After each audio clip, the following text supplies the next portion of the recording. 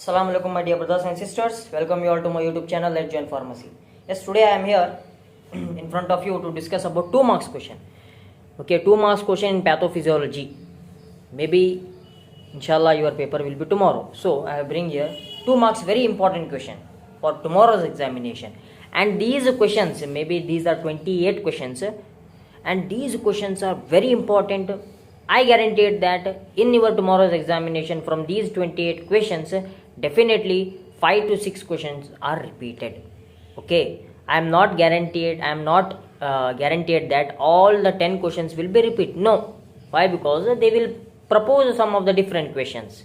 So for that's why, but 110% 5 to 6 questions will be repeated from these only. Okay, from these questions only, with answers I have uploaded, my dear brothers and sisters, with answers. You can go and download from the description with answers. And one point you remember, if you fail to attempt in 10 marks and 5 marks, my dear brothers and sisters, you have the opportunity to pass your exam in the 2 marks questions.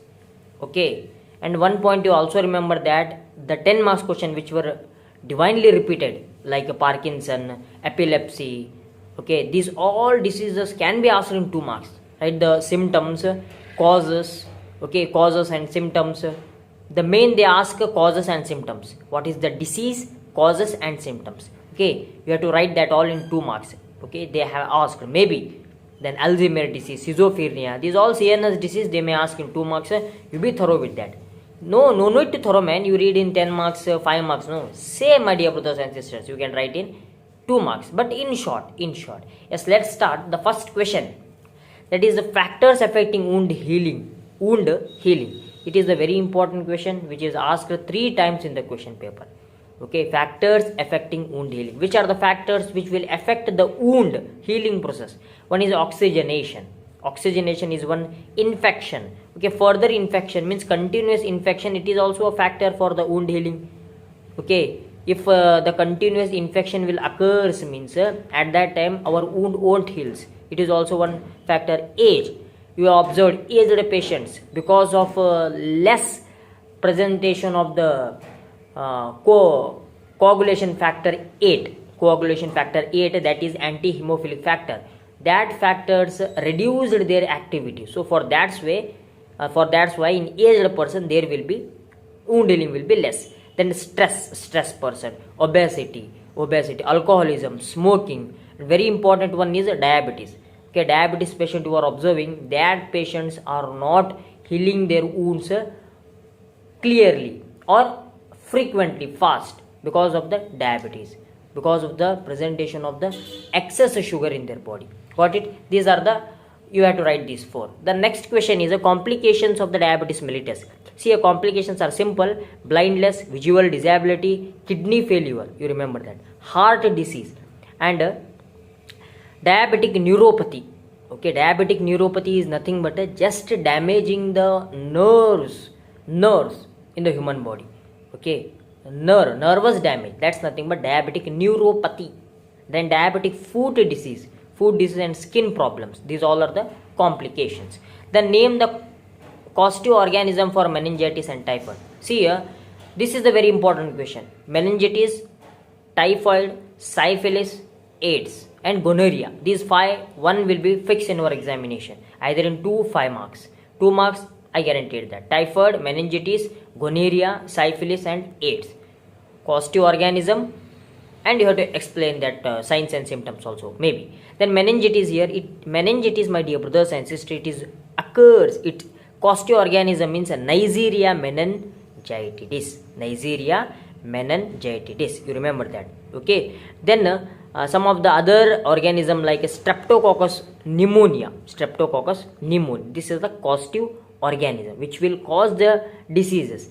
Then typhoid is, you know that typhoid, it is an infectious disease caused by the bacteria Salmonella typhi. The next question is define sickle cell anemia and thalassemia.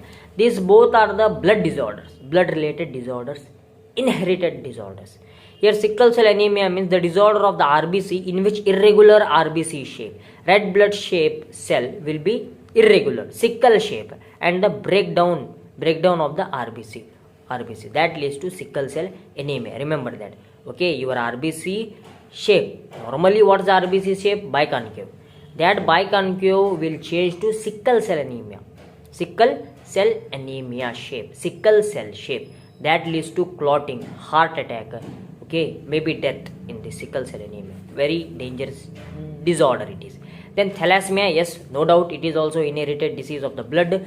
The blood disorder in which less oxygen carrying protein and very few RBC in the body. Here what happens? The oxygen is reduced, hypoxia generally. Okay, the blood, the main carrier for oxygen is a blood, RBC, red blood cell. But here what happened? In red blood cell there is a presentation of hemoglobin. Due to the less storing of the oxygen by this hemoglobin, this disease is common. Thalassemia. What's that? Thalassemia. Yes, let's move towards the next important questions. That is question number 5. Define stroke and its etiology. Stroke, my dear brothers and sisters, it is a brain attack. It occurs when blood flow to the area of the brain is cut off. Means a reduced blood flow to the brain. In simple, this leads to the brain cell damage and cell death of the brain. Got it? This is the if you read once or twice means you know this, because I have wrote in a very simple language, simple way. What is the stroke? Simple. Stroke, it is a brain attack in which what happens? The brain cells doesn't get the oxygen generally. Oxygen, due to that inadequate amount of blood oxygen, the brain cell leads to death, cell damage, brain cell death. This is the common features you have to write. No need to by heart. What I am writing, you have to write that compulsory. No, it's a false statement. You can write anything, but the concept should be visual there. Okay, that's the main point. Then etiology or causes. Etiology is ischemic stroke. Ischemic stroke. Then transient ischemic attack. Then hemorrhagic stroke. These are the 3 etiology. Got it? You remember this. Then different stages of the alcoholic liver failure. As you know that alcoholic liver failure is due to the consumption of the alcohol. Alcoholic patients suffer this naturally. That is alcoholic liver disease. One stage is fatty liver, then inflammation, then alcoholic hepatitis, fibrosis, then cirrhosis, liver failure. These are the stages how this alcoholic liver disease will be occur. Okay, visualize. Then the next 7th one is acidosis, very important. When the body fluids contain too much acid, generally if the acidic condition we known as acid, base means higher alkalinity we known as, it is known as base. In the same way, if the body fluids means naturally, which is the main constituent of the body, yes, blood. If the blood converts into too much acidic, then it known as acidosis. It occurs when kidneys and lungs can't keep the body's pH in balance. Kidneys and lungs, the main function to keep the pH in control, that plays by the kidneys and lungs. Okay, if they can't operate properly, means that leads to the imbalance. Then alkalosis, when the body fluids contain excess alkalinity or excess alkaline, then that condition is known as alkalosis. It occurs when the blood pH levels are imbalanced. Means the blood pH levels raises above the alkalinity. That's not above the 7, 8, 9, 10, 15, 12. It's very dangerous. Then let's move towards the next. List any 2 STD, sexual transmitted disease, and its causative organism. See here, one time they will ask you have to list the 2 STDs, or once they will give particularly the disorder, particularly the disease, then you have to give the causative organism for that. But here it's your luck. See, AIDS, gonorrhea, syphilis, these are the 3 types of STD. AIDS, my dear brothers and sisters, AIDS is caused by the virus HIV. You write the full term. Okay, human immunodeficiency virus. Okay, human immunodeficiency virus. Human HIV patient are not AIDS patient. You remember this. General I am telling. No need to worry about that. Don't be panic. For your understanding purpose, for your knowledge purpose, HIV patient are not AIDS patient. You remember that. If HIV enters into the human body and it shows its replication, okay, after it replications and it shows their symptoms due to the presence of HIV, if it shows the symptoms of it shows any type of the signs and symptoms, then that patient is known as AIDS patient. You remember that. Got it? That gonorrhea, Neisseria gonorrhea, I will give you one news here. See, 4 to 5 days back, while I was reading the news, a woman, HIV AIDS patient woman, she recovered by itself. Her own immunity killed that HIV virus. It's very rare, but she has escaped from that HIV virus. But my prediction is that the HIV virus won't be deactivated completely. A small RNA or a small standard of DNA is present in her body. So maybe chance of multiplication of that cell virus, maybe. Let's see. Then gonorrhea. Gonorrhea is caused by the bacterium known as Neisseria gonorrhea. Then syphilis, Treponema pallidum. Yes, so let's move towards the next, that is ischemia. See, insufficient blood flow to provide adequate oxygenation. It's known as ischemia. Hypoxia means less or reduced oxygen in the blood. If there is a less oxygen, see, in a COVID patient, that patient, if the oxygen level is below 60 to 70 or 80 also, he is known as hypoxia patient. When the causative, then next one, write the causative, mode, agent, mode, transmission, signs and symptoms of UTI, urinary tract infection.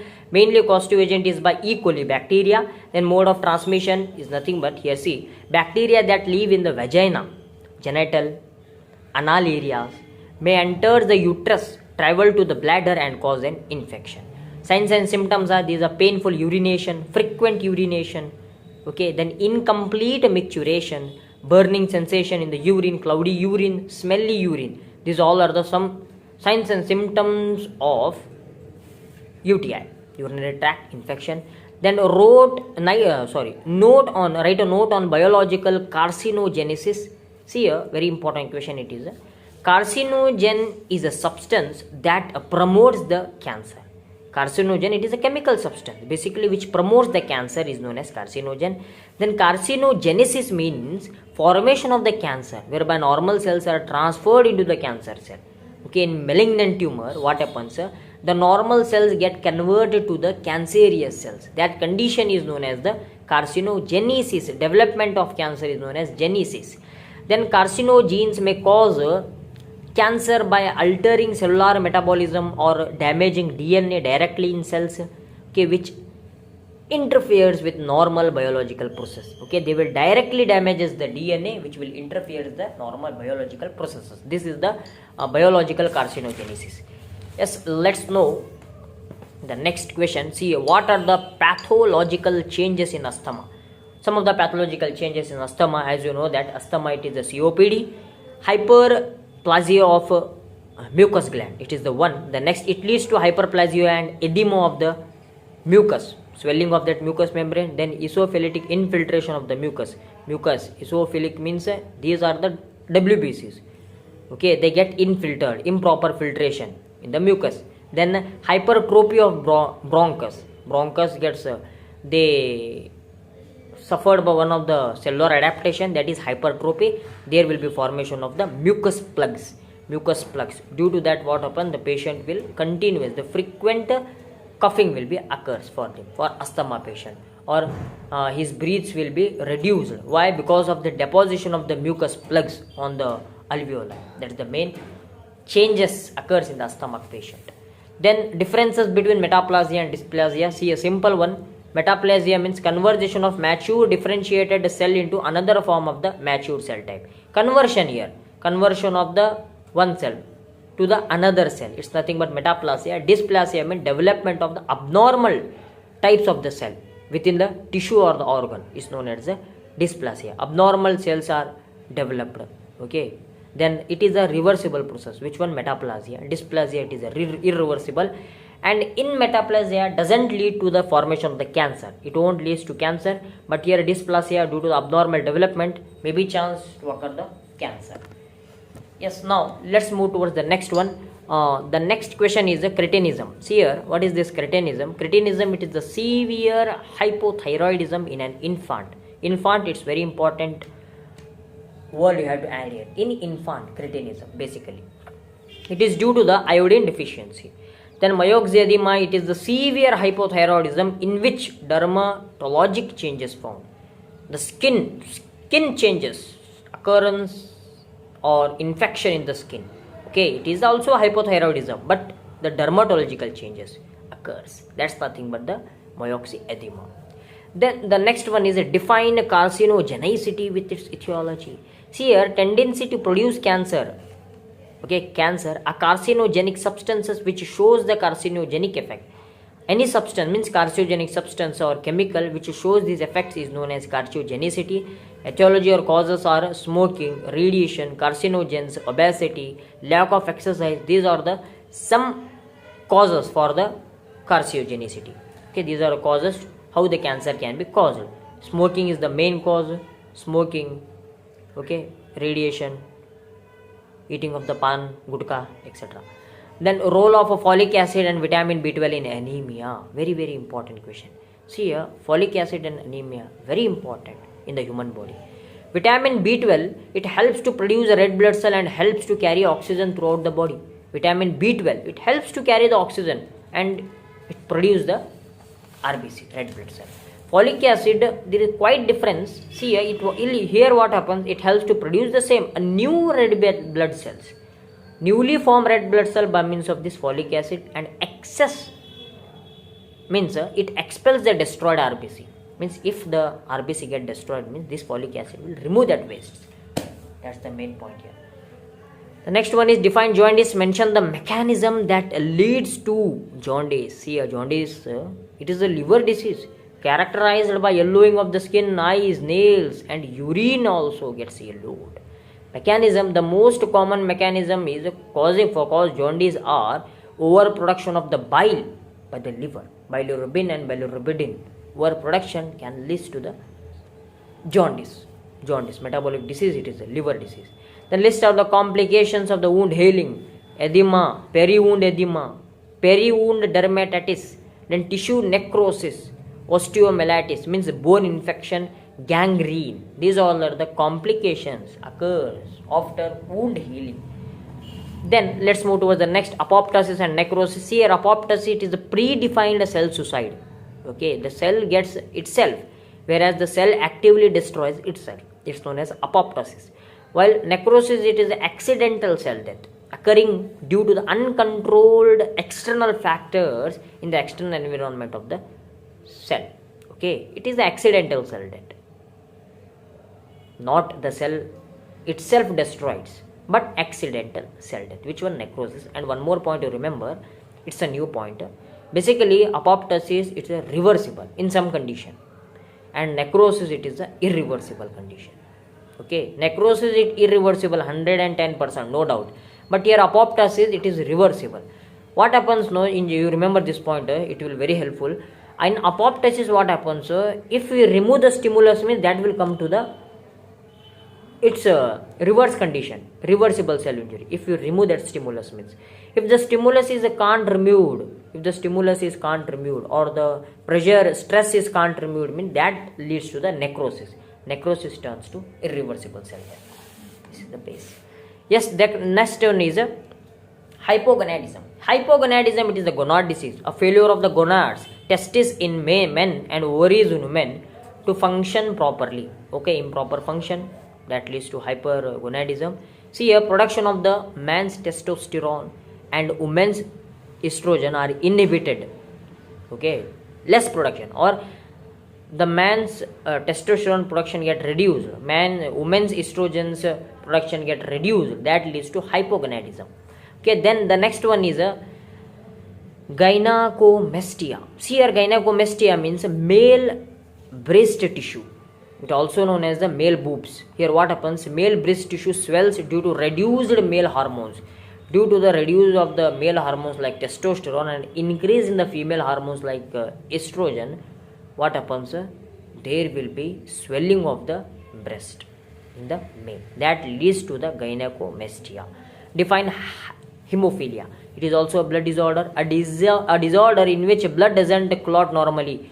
Okay, here when blood can't clot properly, excessively bleeding occurred after any injury or any damage.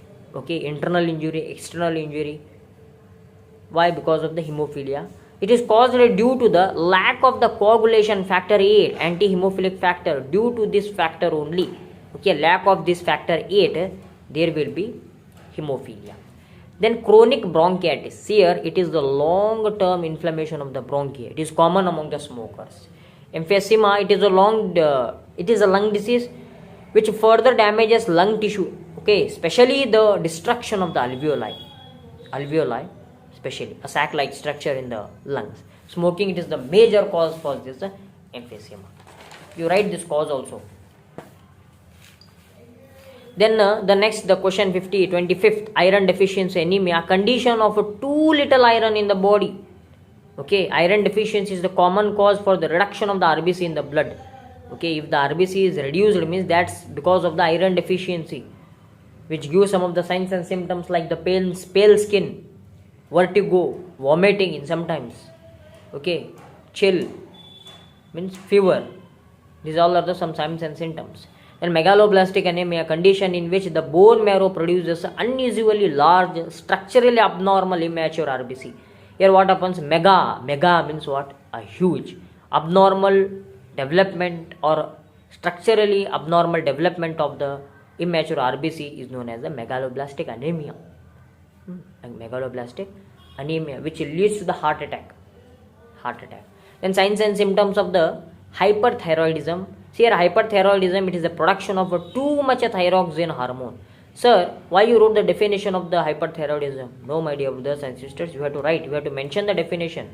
Okay, they won't give you signs and symptoms directly 2 marks. No, you have to write the definition, then you have to write the signs and symptoms. Hyperthyroidism is the overproduction of the thyroxine hormone. Okay, triiodothyroxine and thyroxine, T4, T3. Signs and symptoms: excess sweating, excessive hunger, fatigue, irritability, restlessness, abnormal heart rhythm, fast heart rate, nervousness, irregular menstruation, insomnia, weight loss. These are the major signs and symptoms of the hyperthyroidism. Then write 4 contrasting features of the benign and malignant tumor. Okay, benign tumor, basically here it is the type of the cancer, but the cells cannot be converted into cancerous cells. Normal cells can't be converted. Okay, the cells will be, if the cancer occurs in one cell, means that cancer cell will be there only. It won't transfer to the next cell. Here it is the benign, not dangerous. Altered in nucleo and nuclei. Then here less mitosis division, metastasis is absent. Where? Here in the benign. And in malignant tumor, the factors are opposite: abnormal nucleoli, large nuclei, abnormal mitosis, and frequent metastasis. Frequent metastasis means the damaging of the cell occurs, or the cancerous formation of the cells frequent. Where? In the malignant tumor. Here metastasis is absent. Metastasis is nothing but the conversion of the normal cell into cancerous cell. Where it is absent? Here in benign. But in malignant, what happens? There will be frequent conversion of the normal cell into cancerous cell. Yes, my dear brothers and sisters, this is the today's topic. I will upload these notes in the description. You can download it from that. And if you are new to this channel, as usual, subscribe my channel, Let's Join Pharmacy. And hopefully all are fine, good. Assalamu alaikum.